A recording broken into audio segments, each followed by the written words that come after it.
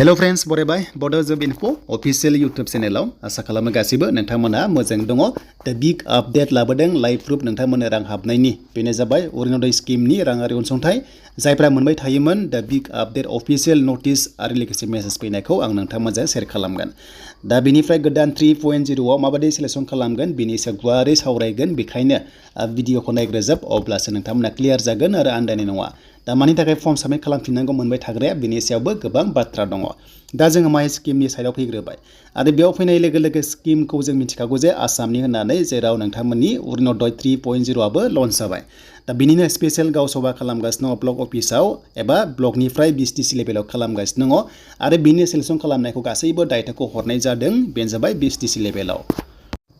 दा बेयाव ओरैबायदि सिलेक्शन खालामगोन जोंनि आसाम स्टेटआव गासै ओरैबायदि जे जायखिजाया दाननि 10 अक्ट'आव रांखौहाय 750 रांखौ सोनाय जायो दा बेनिनो रां हाबनाय नोंथांमोना लाइभ प्रुफ लाबोगोन जाहाथे नोंथांमोना क्लियार जायो मानो होनोबा जोंहा नभेम्बर डिसेम्बराव रां हाबनायखौ मिन्थियाखैमोन जानांगौ खायसे दा नायदोनै दिनै 10 तारिख दिनै 10 डेट डिसेम्बर दा बे राङा हाबबाय नोंथांमोना एकाउन्टआव चेक खालामदो अके 10 तारिखआव हाबबाय दिनै फुङाव हाबदों 9:30 सोआव हाबदों नोंथांमोना बयबो बुखबानो जाबाय जायफ्रा 1.0 2.0 मोनबाय थायोमोन नोंथांमोननि एकाउन्टआव राङा सोनाय जाबाय आरो 3.0 नि गोदान एप्लाइ जासिगोन दा बावैनो दासान्दि ओरैबायदि जागासिनो स्पेशल गाव सभा खालामगासिनो BCTC लेभेलाव पन्चायत लेभेलाव खालामगासिनो आरो बिनि सिलेक्शननि दायित्वखौ हरनाय जागोन बेनो जाबाय BCTC लेभेलाव आरो लोगोसे पन्चायत लेभेलाव स' बेखायनो नोंथांमोना ब्लक अफिसाव फैनांगौ गोनांथि गैया LAC वाइसआव आसाम स्टेटआव गासै 126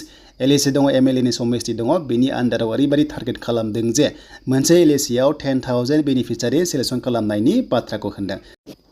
दा गासै आसाम स्टेटआव 126 LAC बिनि गेजेराव 10,000 मोनसे LAC आव बेबायदि सिलेक्शन खालामगोन नालाय बेखायनो फार्स्ट प्रायोरिटिया जाबाय गोबांथार गाइडलाइन्सजों मिलायनांगोन होमबासो मोनगोन आरो खोनानाय बादिब्ला भटार्स पोलिं स्टेशन वाइसआवहाय जेरावनोखि बांसिन बेनिफिसियारि दङ बेयाव टार्गेट खालामगोन बेखौ बुंदोंमोन बाट जेब्ला अफिसियेलि आपडेट फैबावो नोंथांमोना चेनेलाव मोनगोन दा जायखिजाया स्पेशल गाव सभा जागासिनो बेनि नोंथांमोना 10,000 वाइसआव मोनसिगोन आरो LAC आव बेखौथ' मिथिखाबाय देन बेनिफ्राय चेकलिस्टआ ओरैबायदि जागोन स्पेशल गाव सभायाव गोबांथार माने बाथ्रा सावरायगोन नैबे 3.0 स्कीमनि सायाव आरो दा जायफ्रा मोनथावना बिथांमोनखौ सिलेक्शन खालामग्रोगोन फार्स्टआवनो एन्ड बेनिफ्राय उनावहाय जेनेरेला जानायनि चान्सआ दङ दा बेखौ जों मोनथिबाय देन बेनिफ्राय डिसेम्बर लास्ट सप्तायाव एप्लाइ जानाय चान्सआ दङ बेनिफ्राय नोंथांमोननि राङा फेब्रुवारियाव हाबगोन होननानै CMआ बुंदोंमोन जेब्ला थ' नोंथांमोना फेब्रुवारि दानावनो मोनहैनाय चान्सआ दङ आरो गासैबो फाइनाल स्टेजआव थांनाय लोगो लोगो दा बेखौ जों मिथिबाय दानिया मोनबाय थाग्राफ्रा मानो खालामनांगौ फर्म साबमिट बाथ्रा जाबाय मोनबाय थाग्राफोरनि न'खराव खायसे खायसे